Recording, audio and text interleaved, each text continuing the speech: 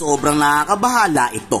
Talo na sa gitgitan sa West Philippine Sea, pinapamugaran pa ang Pilipinas ng kriminal mula sa China.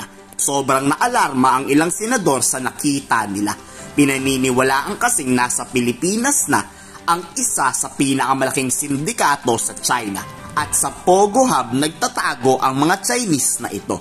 Ang mas nakakagulat pa sa Chinese national na nahuli, mayroon silang totoo at lehitimong mga valid IDs mula sa Pilipinas.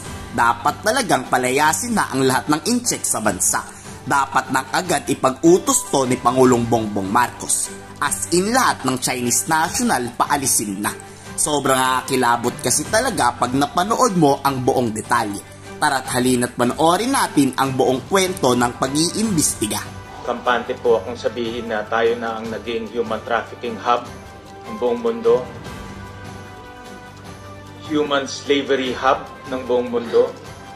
Hindi lang kasama ho yun, may sex din at meron pang torture chamber.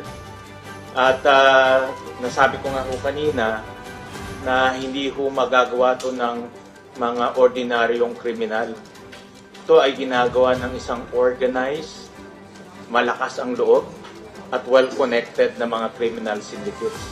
Nandito na ho sila sa Pilipinas, nag-ooperate, may pera sila para gawin, at may sikmura sila para gawing sex slaves yung mga kababayan namin. At ito ay nangyari dahil nagtatago sila sa likod ng isang legitimate licensed Pogo operator.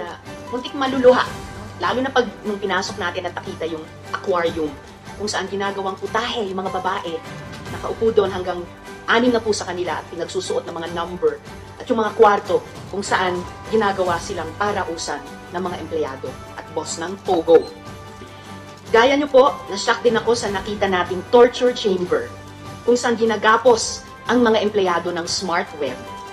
Walang ilaw, walang pagkain, pasa-pasa at bugbog-bugbog ang sinapit ng mga biktima ng mga mapangahas at abusadong employer na ito. The walls are, nakita po natin, they are literally blood-stained.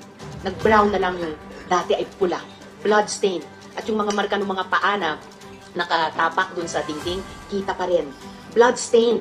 And those bloodstains tell the stories of anguish and suffering, the torture inflicted on the prisoners of that room, on the fake IDs.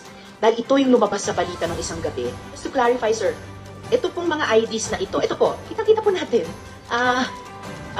May Dole ID, may PhilHealth ID, Teen ID mula sa BIR, Alien Certificate ID, Police Clearance ID. Galing sa Pasay City Police Station, di umano.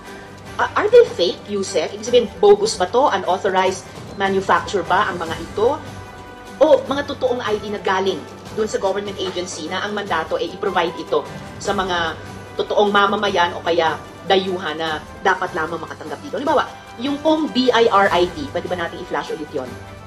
Na-check na po ba ito sa BIR? Good morning, ma'am. From our initial verification made with the Commissioner of the BIR, and then personally, ma'am, chinek niya po yung mga BIR IDs kasi ma'am, nung pumunta po kami ron, we have yung mga IDs na ito. And chinek po nila with their system, their database system. And nagulat po sila nung malaman nila na nakapasok po sa sistema nila itong mga IDs na ito. So authentic po. So, authentic IDs ang mga ito? Yes, ma'am. Na na-recover sa mga Pogo hubs? Yes, ma'am. At marami ng bansa, binand na ang Pogo. Tayo na lang ang natitira. At nakikita natin, dahil tayo na lang natitira, dito nagpuntahan yung mga sindikato at binibiktima. Hindi lang mga ibang lahi, kundi sarili na nating mga kababayan. Ang kinakatakutan ko, Madam Chair, lalala at lalala ito, lalalim at lalalim ito, at mas maraming pa tayong mga kababayan na mabibiktima.